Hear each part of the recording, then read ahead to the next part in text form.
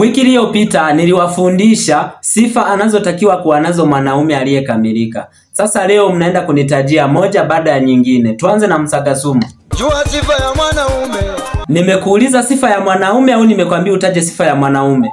Nitakupiga makofi, hebu taja. Mwanaume so sura. Nimekuuliza sura au nimekwambia ataja sifa ya mwanaume? Naona wewe hunielewi. Naamini kwa hicho kibao nilichokupiga utanitajia sifa ya mwanaume aliyekamilika. Hebu taja. Mwanaume mashine. Mama mashine. Safi kabisa. Hapo umeanza kuugusa mtima wangu. Mwanaume mashine. Nyingine? Mwanaume kutafuta.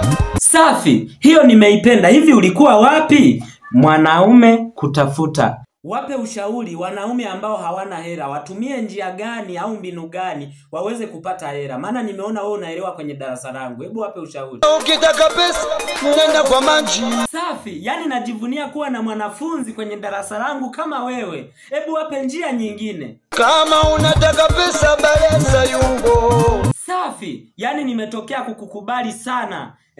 Kama unataka pesa, nenda kwa Machi, nenda kwa Balesa. Kabla hatujafunga kikao, neno moja kwa mpenzi wako. Mimi masikini, wala sina kitu. Oho, yani muda wote tumekaa tunasikiliza ushauri wako. Kumbe we ni maskini. Kwa hiyo sasa tunasikiliza maskini, au nikuongeze kibao kingine?